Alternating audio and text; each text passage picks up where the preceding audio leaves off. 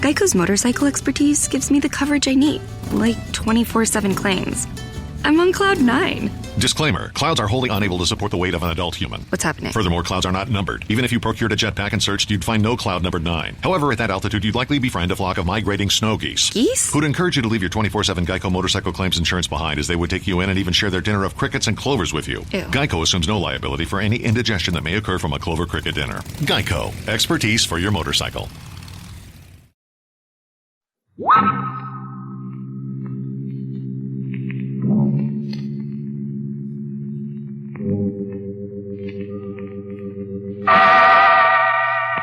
Inner Sanctum Mysteries.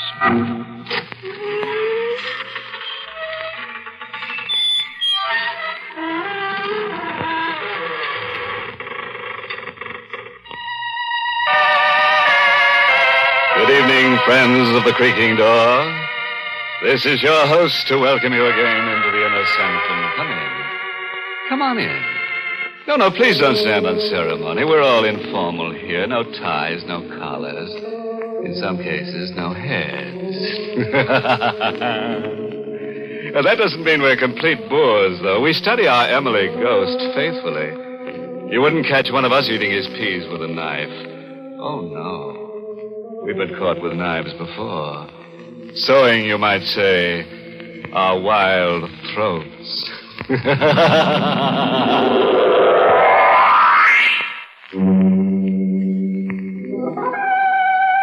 Well, the preliminaries are over. Beginning right now, things are going to happen. So sit up, draw a deep breath, and lend us an ear. We've got to get our teeth into something. Listen now to the voice of Donald Bucher as Danny Williams, as he tells the weird story of the dead walk at night.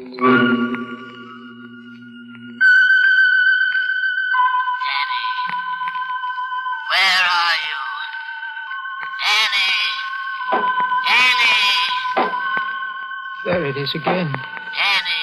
My uncle calling to me, just as he used to when I was a boy. Where are you, Danny? My blind uncle tapping his cane and calling. Danny, where are you? He's dead. I wish I could join him. Answer me. I've tried to 1,000 times, but they've always prevented me. Danny! Tap. Tap. Tap. It goes on incessantly. It never stops. Even when I sleep, I hear it every minute, every second. Sometimes soft, crashing thunder. Danny! Can't you stop it? Can't you give me 1 minute's peace? Danny! Why don't you stop it, you blind old fool? Leave me alone! Haven't you done enough? Leave me alone!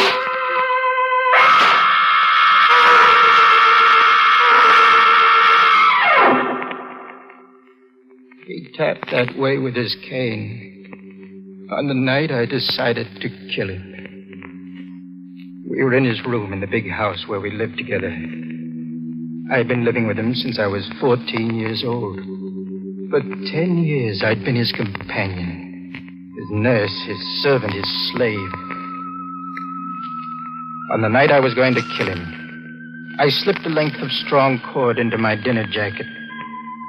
He was totally blind, had been for 30 years. Yet, strangely enough, he could see. He could see with his uncanny, highly developed sense of hearing. And with that cane of his, that cane that was everlastingly tapping. The wind's blowing up tonight. It'll be getting cold soon. Yes, Dan, all the servants gone? this is their night off. You going out again tonight? Yes? With Martha? Yes, with Martha. Will you pour me some brandy? Yes, Morgan.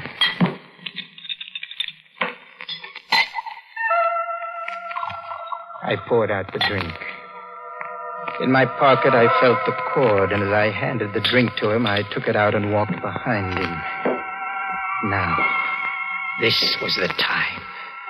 Slip the cord around his neck. Twist it. It would be over soon.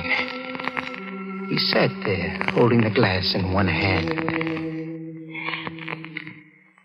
Very good brandy, this. I raised the cord over his head. All I had to do was drop it over his neck. Why are you standing behind me? What? Oh, how did you know? I heard you walk there. Why, Danny? I just wanted to look out of the window. One quick move, it would be over. But I didn't want to kill him, so I suddenly mixed it. I'd make a clean breast of it and give him a chance. Well, Dan, how long are you going to stand there? Morgan, there's something I want to speak to you about. Well, what is it, my boy? I want to marry Martha. I thought that was on your mind. But I need $10,000, Morgan. Will you give it to me? What are you laughing at? You. I was just waiting to see how much you'd ask for. You lied your way in pretty deeply this time, didn't you, Danny? What are you talking about? I saw what was coming. While you were in town. We had a very interesting little talk. Did you? She told me that her father's worried about her marrying a fortune hunter. Seems he's a very wealthy man. Yes, that's right. And it seems that he won't give Martha any money when she marries unless her husband is a man of some means himself. It also seems that you lied to her. You told her you're wealthy. Why? Did you tell her the truth? No. You always were an incorrigible liar. Morgan, she got the impression that I had some money because I lived in this house. And now you have to live up to that impression so you can marry her. But you'll give me the money, won't you? Why'd you lie to her? Well, I did it without thinking. I wanted to tell her the truth, but I couldn't. I was afraid that if she found out that I'd lied, she'd hate me. Morgan, are you going to give me the money? Danny, I'm very fond of you. I took you in to live with me when you were a poor, penniless gutter snipe. I educated and taught you to live like a gentleman. I even named you sole beneficiary of my estate. But that's why I'm asking you for the money now. If you're going to leave me all of it, why don't you give me a little of it now? Because I don't want you to marry Martha. Why not? I don't think she's the girl for you. You stupid, blind old fool. Anne! Martha's the finest girl I ever met. I won't have you talking about her like this. You won't have a penny of my money to marry her. You're doing this because you want me to stay with you. Now, what are you talking about? From the very first day I came here, it's been Danny, do this, Danny, do that. Danny, read to me. Danny, pour me some brandy. You've made me a servant and a slave. How can you talk this way after all I've done for you? Done for me? Did you ever teach me to work? Did you ever teach me to do anything except live in luxury when I didn't have a penny to my name? You made me someone who's of no earthly good to anything or anyone except you.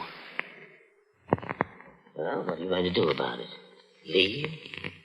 No. I'm not going to leave, Morgan. You are. What do you mean? I'm going to kill you. Don't be ridiculous, my boy. You'd probably make a bungling mess of it. I don't think so. You see, I planned it very carefully.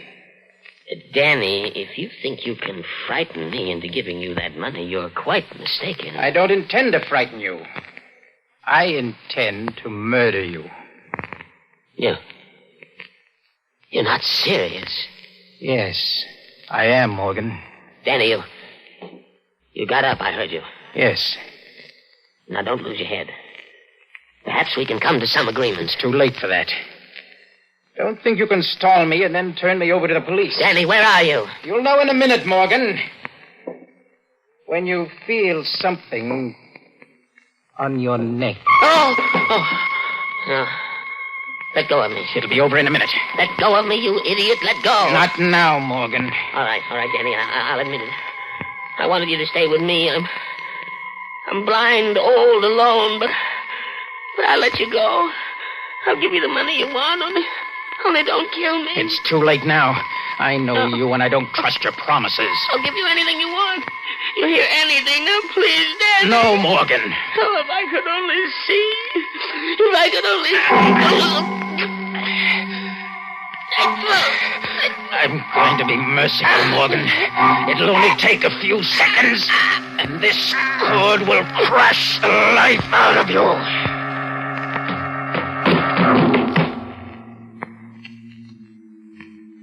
Morgan? Morgan? He's dead. I heard the front door open and close. I had told Martha to come at 9 o'clock. I ran out of the room and looked down the long stairway. Hello, darling. Martha! Shall I come up? No, wait there. I'll come right down. All right.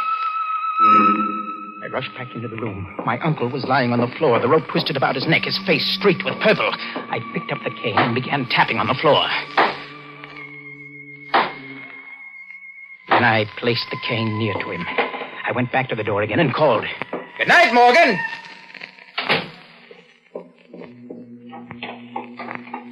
Your uncle. Oh, he's fine. I heard him tapping around up there. Yes, he likes to make a lot of noise with that cane of his.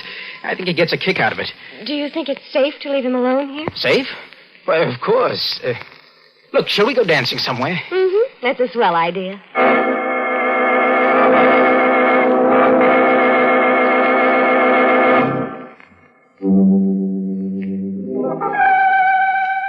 Well, friends, do you think Uncle Morgan will stay dead?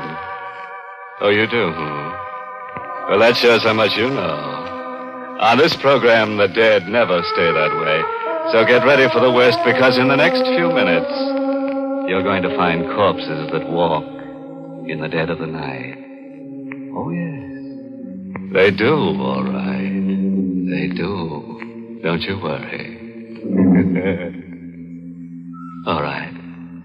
Let's listen now to Donald Bucher as Danny, as he finishes his story. It was easy to lie to the police.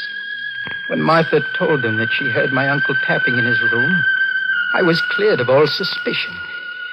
I suggested that the murder was committed by some thief who broke into the house to rob it after we had left. The police agreed.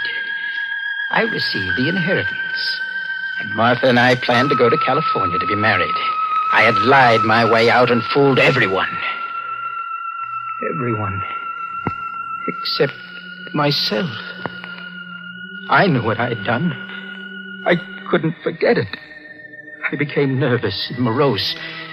And then came that last night before Martha and I were to go away. I was alone in the house, preparing to close it.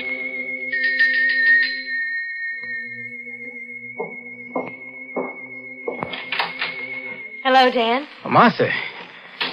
Well, it's so late I didn't expect you. I know, darling, but I was afraid to leave you alone in this huge old house. I decided to come over. Well, that's very sweet of you, darling, but there's nothing to worry about. You can't fool me. I've noticed how you were behaving these last few days. Have you? Ever since your poor uncle was killed, you haven't been quite yourself. Well, I suppose I have been a little upset. I'm glad you came, darling. Look, I can put you in the guest room next to my uncle's old room. That's the only one beside my own that hasn't been dismantled yet. Come on. I'll show you the way. All right. When we get to California and we're married, you'll forget all this. I hope so. What was that? I didn't hear anything. I thought I heard a noise. I was right. This old house is affecting you. Maybe. You know, Martha, last night I thought I heard him tapping with his cane. Did you? Well, it was just my imagination, I guess. I wonder. You know, darling, I had a rather strange dream about him. You did? I dreamed he came to me and told me he wasn't dead. Well, that's a crazy idea. Isn't it? But just suppose he wasn't dead. Well, that's impossible. I saw him dead with the rope around his neck. Did you? That's funny. I went with you to the morgue and I didn't see the rope.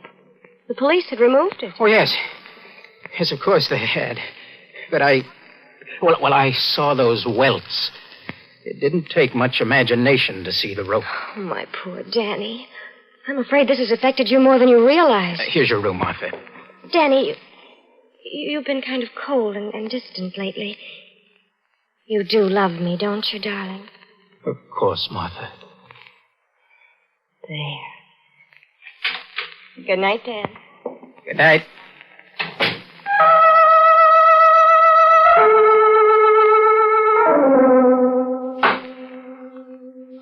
I was awakened that night from a tortured sleep by a familiar sound.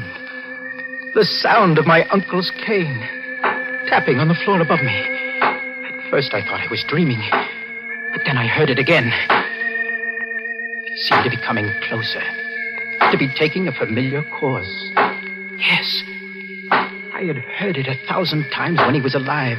That same nervous, rhythmic tapping. It was coming down the stairs. Tap, tap, tap. Down the stairs. Cautiously, carefully. It was on the landing now. Would it go down further, or would it turn as it had done so often to my room? It came closer. Closer. It was coming to my room. There could be no doubt about that. He couldn't be alive, and yet... It was knocking at the door. It took every bit of courage I had, but I went to the door and opened it. There on the floor outside my door was my uncle's cane. A throb of cold, icy terror shook me. I ran back into the room, and half insane with panic, I shouted, "Martha! Martha! Martha!" Danny, what's the matter? Martha, darling. I must be going out of my mind. I saw... What did you see? That cane. That cane that you have in your hand. Put it down. I found it outside your door. I thought you'd misplaced it. No, that's my uncle's cane. That's the one he always used. Oh, but, Danny, there's no need to be so frightened of it. Why, you'd think it was going to hurt you the way you act. Martha! Here, you hold it. No. Danny, you're terrified. What's wrong? What's happening? Martha, don't make me tell you. Don't. But what are you afraid of? That cane. Put it down. Throw it away. The cane? Throw it away. You don't know what you're saying. Oh, Martha, why do you keep pointing it at me? Why? Danny, you've got to tell me what's troubling you. I won't put it down until you tell me why you're afraid of it. Martha, for heaven's sake. You can trust me, Danny. I love you. Tell me what it is. Martha. What is it? No matter what it is, I'll always love you. Don't be afraid to tell me. I killed him. Your uncle? Yes. Why? For the inheritance. I didn't want you to know that I didn't have a cent. I asked him for the money, begged him for it. He sat there in his chair telling me I couldn't have a cent.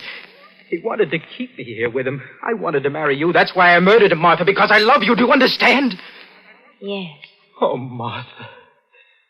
Martha, I knew you would. You'll stand by me, won't you? Why are you smiling that way? How much money did you inherit? $200,000 in this house.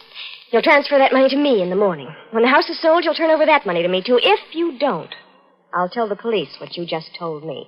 Martha, I don't understand. I thought I was pretty clear. Oh, I see now. You think I'm too upset to manage the estate, and you want to take care of it for me until we're married. There isn't going to be any marriage. No marriage? No. Now that I can get the money without marrying you, there's no reason for me to tie myself down. Why should you want the money? Your father's... He's been dead for 17 years. Martha, you told... You were lying to me. Yes, Dan. But you were lying to me, so it comes out even. And stop cowering at this cane. There's nothing queer about it. I made that tapping noise tonight. I thought it would make you confess, and it did. This is a joke. It's a monstrous joke. I wouldn't think it was so funny if I were in your position. You know, the money isn't quite all. I can use you, Danny. I might need certain things done sometime. And if you'll remember that I can send you to the electric chair whenever I choose to, you'll do them. I see. The slave merely changes masters. Where are you going? Back to my room. Oh, no, you're not. Dan, let go of me. I want to show you something, Martha. Something about this cane. You said there was nothing queer about it. Well, there is. Let me show you. You didn't know, did you, that if you press a button in the handle, the outer covering slips off, and you have a sword in your hand? A sword? Yes. Look. Yes. See? It's a sharp sword, forged in Italy during the Renaissance to be used by men with less conscience than I about murder. Dan, what are you going to do? I think you know. No, Dan, you can't. Did you think I would give you that money after I murdered a man to get it? I'll let you keep the money. You think I believe you? I know liars. I won't tell the police. I swear I won't. I'll do anything you say. I'll marry you. Do you think I'd marry you after I found out that your love was a lie? Do you think I'd let you live when I know you have a secret that can enslave me? No, Dan. Take that sword away. Don't do it. I love you. Liar. Dan, don't. Please. I beg you. I'll do anything you say. Don't.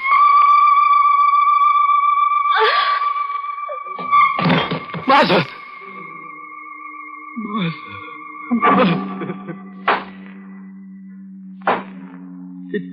It was then that I first began hearing in my mind that tapping, that incessant tapping of the cane.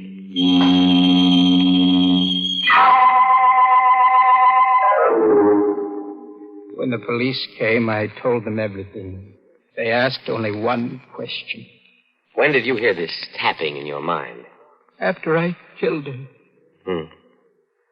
Well, you'll be all right after a good doctor treats you. Perhaps. Meanwhile, we'll do everything we can to find the person who killed your uncle and your sweetheart. I think it's the same man. He's probably some thief who thought he'd try a second time. But I just told you, I'm the person you want. Now, Danny, you don't think I believe that story for a minute, do you? You don't believe it? After the way I saw you cry when your uncle died? And you can't make me believe that sweet girl did the things you said. I know something about human nature, my boy. No, Danny, the shock of finding your sweetheart murdered so soon after your uncle's murder was too much for you. This whole confession was a lie.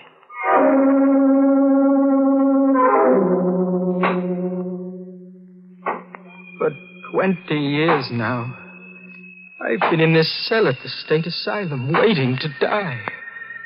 I who told the truth, because I wanted to die. For 20 years, I've been hearing that tapping day and night every second. For 20 years, I've been hearing my blind uncle call me as he used to when I was a boy. Dan, where are you? Why don't you come to me, Dan?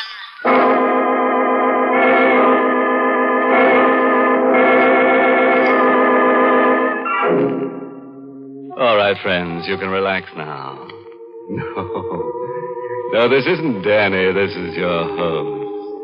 Our story's over and the porters are now mopping up. Well, I guess tonight's little story should teach you never to tell a lie. Lying leads to cheating, and cheating leads to murder. And murder leads to insanity, all of which are very bad habits to get into indeed.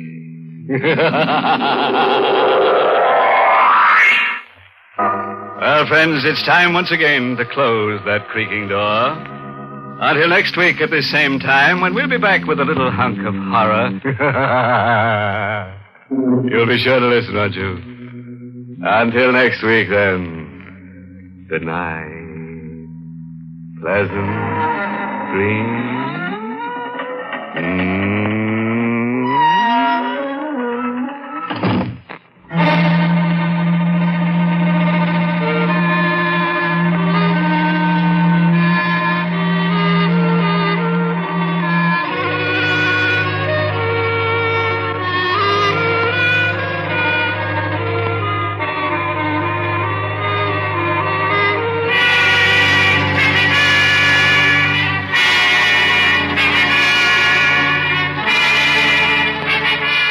Inner Sanctum has come to you through the worldwide facilities of the United States Armed Forces Radio and Television Service.